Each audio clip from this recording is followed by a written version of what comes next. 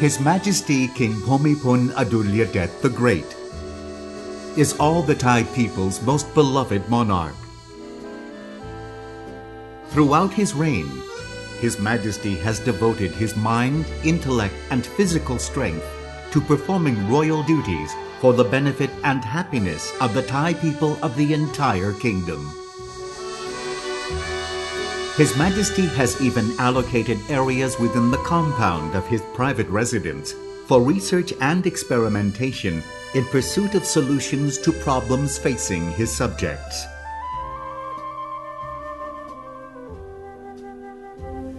Having witnessed the suffering of his people, especially farmers in the rural areas, the majority of the country's population, His Majesty the King has simulated within the compounds of his private residence the conditions of various specific problems so that he may himself study them at close range and find the appropriate solutions thereto. This led to the advent in around 1961 of the Royal Titlagarh agricultural projects, which can be considered as the first of the development projects initiated by His Majesty the King, and the origin of all other such projects subsequently undertaken.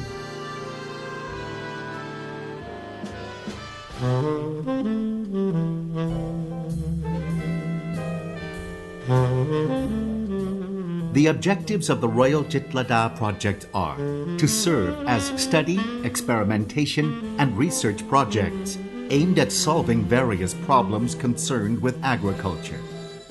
Once they yield results, the projects are used for demonstration purposes so that those interested members of the general public could visit and study them and make use of the knowledge thus gained for their own purposes. Another important point is that the projects are not profit-oriented. The Royal Titlagarh projects are divided into two types: non-commercial projects and semi-commercial projects. Non-commercial projects implement His Majesty the King's initiatives in the field of development of agricultural productivity, importance being given to the long-term betterment of the farmers' quality of life so that they could become self-sufficient, and at the same time to the conservation of natural resources. This type of project receives advice and support from the government agencies concerned, as well as the private sector.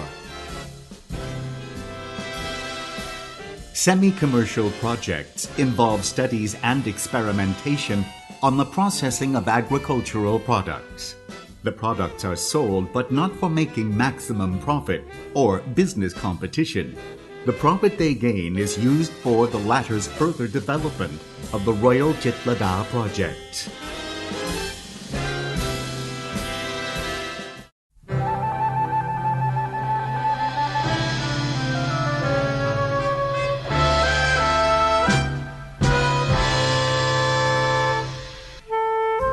With the aim of sustaining an ancient royal tradition, as well as advancing the morale of the farmers and giving them encouragement, His Majesty the King graciously revived in 1960 the royal ploughing ceremony, an ancient royal tradition which continues to be performed to this day. On His Majesty's request, the rice department planted on an experimental basis within the compound of Titlagarh Palace various rice varieties from all parts of Thailand for the conduct of studies on rice cultivation methods, including crop rotation for soil improvement and the optimum utilization of the fields. The results obtained were then disseminated to the farmers. In the first year of the experiment in 1961, His Majesty the King himself drove Iron Buffalo, a four-wheel tractor, to plow the rice field. He also later on sowed the seeds and reaped the paddy. One part of the seeds obtained from the experimental rice field of the Royal Titlagarh projects each year is used in the royal ploughing ceremony of the following year. The demonstration forest project began when His Majesty the King, on his way to Klai Gangwon Palace in Prachuap Khiri Khan province for a short stay, saw along the highway in Taiyang district of Phetchaburi province a large number of yang na trees, or dipterocarp trees, being exploited. So he initiated the preservation of this valuable species by planting its seeds at Klai Gangwon Palace, then planted the dipterocarp seedlings in the compound of Titlagarh Palace. Subsequently, on His Majesty's orders, a number of tree species were brought from all over the country and cultivated together within the compound of Titlagarh Palace to create a demonstration forest for the study of tree species. Out of concern for the health of the population with low income, His Majesty the King has undertaken the study of fish culture with the aim of providing a source of easily produced good quality protein. In 1968, the Japanese Emperor Akihito, then the Crown Prince, presented His Majesty with fingerlings of Tilapia nilotica. His Majesty subsequently named that fish species Nin, which is derived from the word nilotica in its scientific name, and His Majesty gave the fish to the farmers for further propagation and consumption.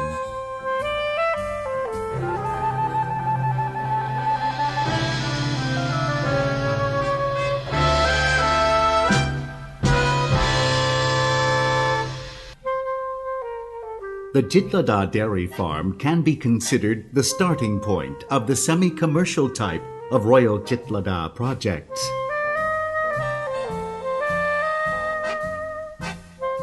Upon receiving a gift of a few heads of cows and bulls in 1962, His Majesty the King donated an amount of his personal funds towards the construction of the Titlagarh dairy farm for the purpose of conducting research on and disseminating dairy farming techniques, including the demonstration of grass growing for cattle feeding, a technique called grass farming. In 1969, having perceived the surplus in the fresh milk market, His Majesty the King decided that a study be undertaken on the possibility of turning raw milk into milk powder for long-term storage. So Thailand's first milk powder factory, all designed and constructed by Thais, was established and was conferred the name Suwandusit Milk Powder Plant by His Majesty. Furthermore, His Majesty has given assistance to dairy farmers by setting up a milk collection center to receive raw milk from them for pasteurization and distribution to the public at a low price in order to promote fresh milk consumption. Later on, experiments were undertaken on the production of milk tablets from milk powder. Broken tablets were also collected and utilized as material for the production of milk tablets for pets. Further, the very pure condensate obtained from the milk evaporation process went to producing distilled water for use with car batteries, a starting point for studies on the operation of the present-day distilled drinking water plant. So it can be considered that maximum use is being made of all the stages of the production process. On the occasion of His Majesty the King's 60th birthday anniversary in 1987, cheese production equipment from the Netherlands was presented to him and led to the construction of the cheese plant. Her Royal Highness Princess Maha Chakri Sirinthorn subsequently conferred the name of Maha Mongkol cheese on the product obtained. The cheese plant places emphasis on studying the use of raw milk to obtain various products such as cheese and ice cream, and that of the milk remaining from the skimming process to manufacture pasteurized skim milk, ready-to-drink low-fat drinking yogurt, and yogurt. The pure cream skimmed from milk goes to the production of butter and sweetened condensed milk. By the end of 2002, the milk surplus recurred, leading the Royal Titlagarh projects to set up a UHT milk plant to help dairy farmers, as well as to demonstrate the process of manufacturing from fresh milk, UHT milk, that can be stored for a long time without refrigeration. It also sells the products to the public, including schools participating in the government school milk project. The products are packaged in both cartons and plastic bags.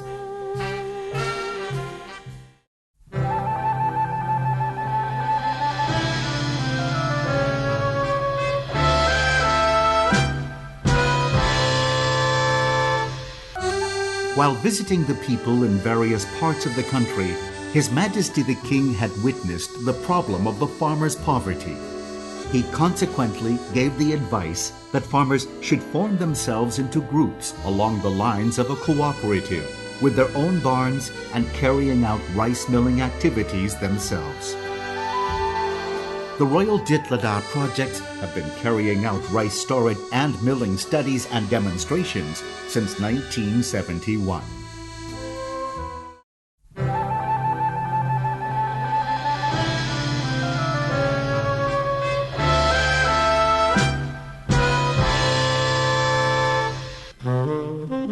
Moreover, His Majesty the King is far-sighted and fully aware of the energy problem facing the country. Earlier on, a windmill had been presented to him for the study of wind energy, a renewable type of energy for use as a substitute for electricity in water pumping. Later on, out of concern over the possibility of oil shortage or falling price of sugarcane in the future, His Majesty gave in 1985 an instruction that a study be undertaken on the cost of producing alcohol from sugarcane for use as an alternative source of energy. Fuel production experimentation is another project, of which the implementation was initiated